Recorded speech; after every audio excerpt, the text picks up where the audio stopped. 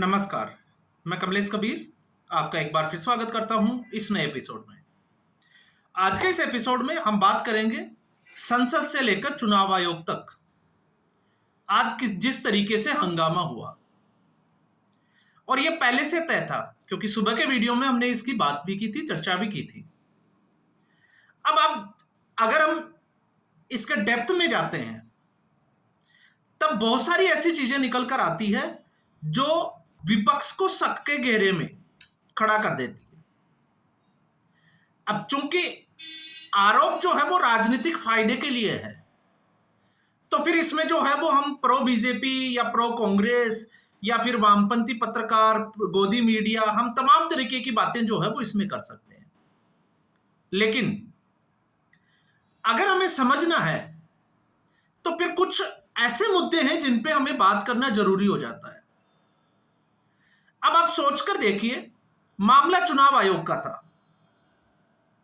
अब चुनाव आयोग को लेकर इस वक्त विपक्ष में जो है वो दुविधा भी है। एक, राहुल गांधी ने जो बम फोड़ा, जो कथित तौर पे एटम बम था कांग्रेस पार्टी का, तो वो राहुल गांधी ने चला दिया।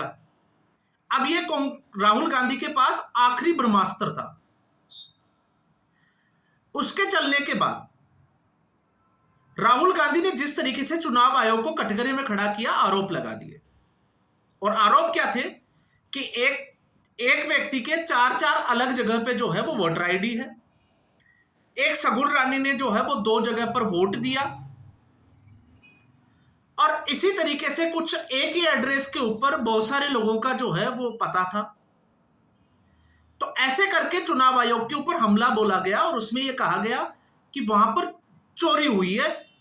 अब आप एक चीज देखिए, चुनाव आयोग और निशाना नरेंद्र मोदी, और सीट जहां पर कांग्रेस पार्टी जीती, तो बड़ा एक विरोधाभास था जिसमें हम कहें कि कर्नाटका में जहां कांग्रेस पार्टी की सरकार है, सॉरी मैं सीट की बात कर गया, चुनाव आयोग जो जिसको हम कहें कि मतदाता पहचान पत्र में जो बीएलओ वगैरह आते हैं वो सारे राज्य सरकार के अंडर में आते हैं। लेकिन फिर भी नरेंद्र मोदी को कटघरे में खड़ा करना है। अब ऐसी सूरत में चुनाव आयोग ने जब राहुल गांधी को यह कहा कि आप जो है वो हलफनामा दीजिए, लेकिन हलफनामा देने के लिए राहुल गांधी तैयार नहीं है, क्योंकि ऐसा करने पर अगर मामला झूठा पाया जाता है तो फिर धारा 337 जो बीएनएस की धारा है उसके तहत राहुल गांधी को 7 साल की सजा तक हो सकती है और वो कानूनी पचड़े में फंस सकते हैं। तो वो उसमें फंसना भी नहीं चाहते और चुनाव आयोग को जो है वो कटघरे में खड़ा भी करना चाहते हैं। दूसरा, चुनाव आयोग ने कहा कि आप विपक्ष की हर पार्टी से 2-2 सांसदों को जो है वो चुनाव आयोग भेज दीजिए। तो ऐसे करके 30 सांसद, चुनाव आयोग ने 30 सांसदों को मिलने का समय दिया गया। तो अब तक राहुल गांधी क्या कर रहे थे? चुनाव आयोग का किसी भी चीज का बात नहीं कर रहे थे, जवाब नहीं दे रहे थे। अब आज क्या हुआ? आज ये हुआ कि 30 सांसदों को जब मिलने का समय दिया गया तो विपक्ष ने सोचा कि आज जो है वो ये तो फंस गए, क्योंकि 30 सांसद ऑलरेडी चुनाव आयोग ने समय दे दिया। तो विपक्ष ने कहा कि हम 30 नहीं 300 सांसद जाएंगे, 300 लोग जो है वो चुनाव आयोग से मुलाकात करेंगे। अब थोड़ा सा अजीब सा लगेगा, क्योंकि अगर हम सोच के देखें तो 300 लोग जब अगर चुनाव आयोग के पास जाएंगे और किसी अधिकारी से मिलेंगे तो क्या 300 लोग मिल सकते हैं क्या? और फिर उसके बाद में कुछ ऐसा भी करेंगे जिससे उनके ऊपर एक्शन लिया जाए। तो अगर आप डेमोक्रेसी के हिसाब से देखते हो तो लोकतंत्र में जो है वो हमें इस बात की हम कह सकते हैं कि लोकतंत्र हमें यह कहता है कि आप जो है वो प्रोटेस्ट कर सकते हो, धरना प्रदर्शन कर सकते हो, रैली निकाल सकते हो, विरोध प्रदर्शन कर सकते हो।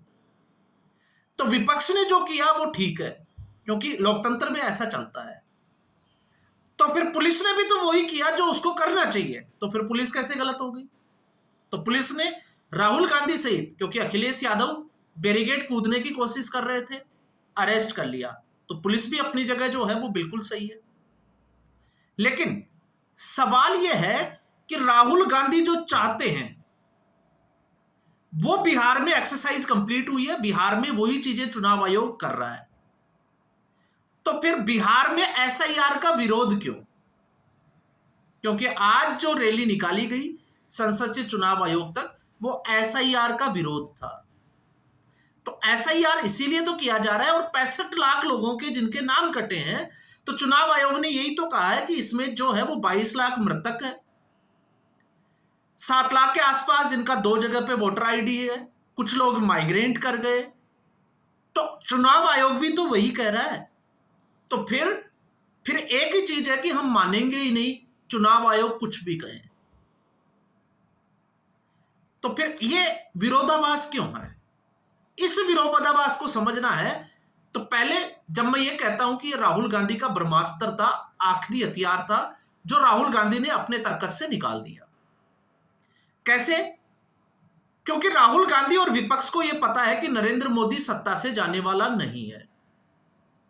2001 से जब से नरेंद्र मोदी इस राजनीति में, हम कहें कि चुनाव प्रक्रिया में उतरे हैं, उसके बाद से वो कभी हारे नहीं। आप गुजरात का उदाहरण ले लीजिए। नरेंद्र मोदी ने गुजरात छोड़ा क्योंकि उन्होंने प्रधानमंत्री पद पर जाना था, और जब से वो प्रधानमंत्री बनने हैं तब से वो हार नहीं रहे। तो विपक्ष ने क्या किया? विपक्ष ने सब कुछ करके देखा। अब आप सोचोगे कि क्या क्या करके देखा, तो विपक्ष ने क्या किया? विपक्ष ने जो है वो जाति का मुद्दा उठाया, जातिगत जनगणना का बड़े जोर शोर से उठाया। सरकार ने बोला कि ठीक है, जातिगत जनगणना होगी, तो एक मुद्दा खत्म हो गया। विपक्ष ने रिलीजन का मुद्दा उठाया, वो भी नहीं चला, क्योंकि पिछले 3 चुनावों से विपक्ष ने जो है वो मुसलमानों को, अल्पसंख्यकों के ऊपर अत्याचार हो रहा है, नरेंद्र मोदी जो है वो मुसलमानों के धुर विरोधी है, सारे एजेंडे चला के देख लिए, विपक्ष कामयाब नहीं हुआ। इसके अलावा आप देखिए भाषा विवाद, उसको भी पूरा करके देख लिया, विपक्ष के हाथ कोई मुद्दा नहीं लगा। तो आप रिलीजन पे आ जाइए, जातिगत जनगणना पे आ जाइए, आप विकास के मॉडल पे आ जाइए, आप भ्रष्टाचार के मॉडल पर आपने प्रधानमंत्री को घेरने की कोशिश की राफेल में। इसके अलावा आपने जो है वो नॉर्थ साउथ की राजनीति, नॉर्थ इंडिया को साउथ इंडिया से अलग करने की, बांटने की जो राजनीति थी, वो भी करके देख ली।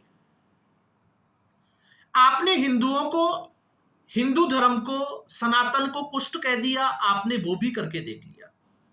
इसके अलावा ईवीएम को भी आपने जो है वो गलत ठहरा दिया, वो भी करके देख लिया। तो चुनाव आयोग ने बोला कि आप आइए, और महाराष्ट्र की 10 विधानसभा सीटों से जहां से ये शिकायत थी, उनके हारे हुए उम्मीदवारों को बुलाया और वीवीपैट पर्ची की जो है वो मिलान करवा के ईवीएम, तो ईवीएम भी अब सही साबित हो गई। इसके अलावा जिस तरीके से सीए और एनआरसी का आपने देखा, उसमें रिलीजन का मुद्दा लगा के एक कोशिश की गई कि किसी भी तरीके से देश में अराजकता का माहौल फैले। और उससे भी बड़ा किसान आंदोलन कहां से शुरू हुआ और वो कहां पहुंच गया, उसके सहारे विपक्ष को लगा कि अब जो है वो शायद देश में अराजकता का माहौल बनेगा, कुछ होगा, और नरेंद्र मोदी सत्ता से बाहर हो जाएंगे। तख्ता पलट जिसकी आस लगाया हुआ है, क्योंकि तख्ता पलटी एक ऐसी आस है विपक्ष की जो नरेंद्र मोदी से सत्ता छीन सकती है। लेकिन किसान आंदोलन में भी ये विपक्ष जो है वो कामयाब नहीं हुआ। तो फिर उसके बाद में और तरीके के जो है वो प्रयास किए गए। अब किसान आंदोलन के बाद में और कौन से प्रयास किए वो आप सभी को पता है, चाहे वो दिल्ली को बंधक बनाने की कोशिश हो, चाहे बांग्लादेश, श्रीलंका, इनका उदाहरण देने की बात हो, या फिर और तरीके की बात हो। तो फिर सवाल यह है कि जब यह कुछ नहीं चला, तो यही तो एक ब्रह्मास्त्र बचा था कि आप चुनावी प्रक्रिया को ही संदेह के घेरे में डाल दो कि वोट चोरी से नरेंद्र मोदी प्रधानमंत्री बना है। जबकि वोट चोरी क्या होती थी, आप इतिहास उठा के देखोगे, आप थोड़ा सा जो है वो फैक्ट्स चेक करें, रिसर्च करें, आपको अंदाजा लग जाएगा। आपातकाल क्यों हुआ था, उसी से पता चल जाएगा कि चुनावी प्रक्रिया में कांग्रेस पार्टी ने क्या किया था। तो फिर ये किया क्यों जा रहा है? अब आप थोड़ा सा जो है वो दिमाग पे जोर डालोगे तो अब बात समझ में आएगी कि सब कुछ करके देख लिया, और इस वक्त एसआईआर का विरोध क्यों हो रहा है, जबकि चुनाव आयोग तो वही कर रहा है जो राहुल गांधी कह रहे हैं, जो विपक्ष चाहता है वही कर रहा है। तो फिर ऐसा क्यों कर रहा है? तो आप एक चीज नोट की होगी, एसआईआर की एक्सरसाइज पूरी होने के बाद चुनाव आयोग ने सुप्रीम कोर्ट तक ये कह दिया कि ना तो वो जो नाम कटे हुए हैं उनका कोई भी डिजिटल डेटा जो है वो प्रोवाइड नहीं कराएगा, चुनाव आयोग इसके लिए बाध्य नहीं है, कोई लिस्ट जारी नहीं करेगा। इसके बावजूद एक भी व्यक्ति जो है वो क्लेम करने नहीं आया बिहार में कि हमारा नाम कट गया। विपक्ष है, आरोप लगा रहे हैं कि वोट जो है वो काटे जा रहे हैं, तो क्या विपक्ष जो है वो 10 से 15 लोग ऐसे इकट्ठे नहीं कर सकता जिनके नाम कट गए हो और वो आकर ये कहें कि हमारे नाम कट गए, हम क्लेम करते हैं? क्यों नहीं कर पा रहे? आप सोच के देखिए।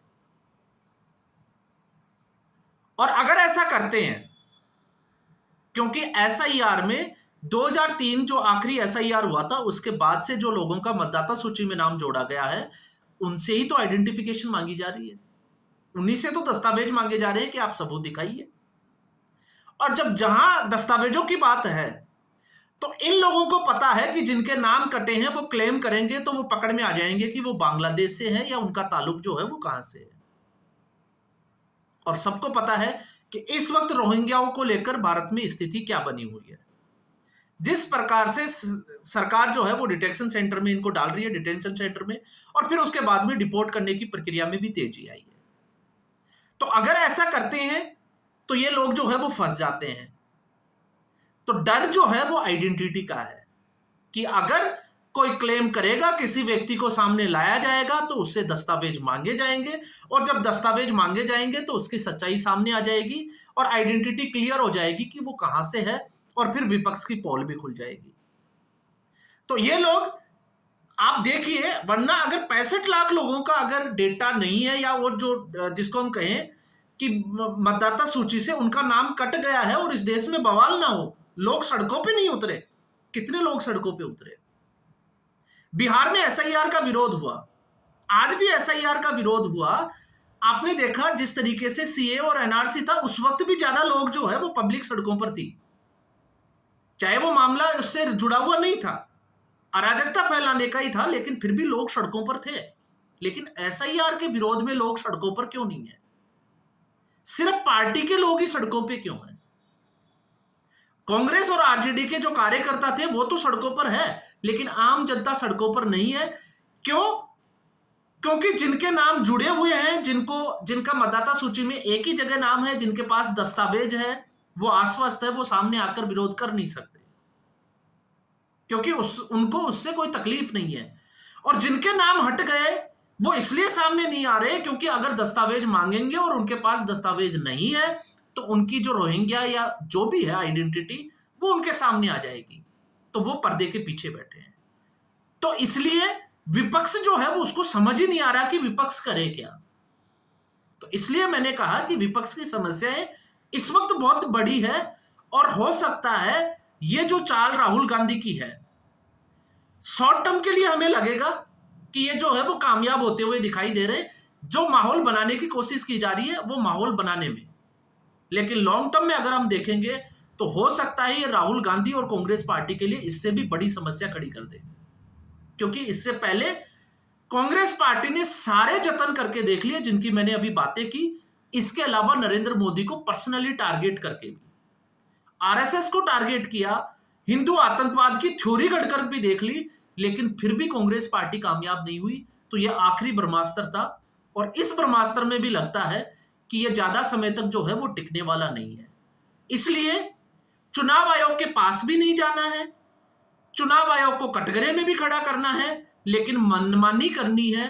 मानना ही नहीं है कि हम लोग जो कह रहे हैं वो बिल्कुल सही है, बाकी सब कुछ जो है इस देश और दुनिया में झूठ है।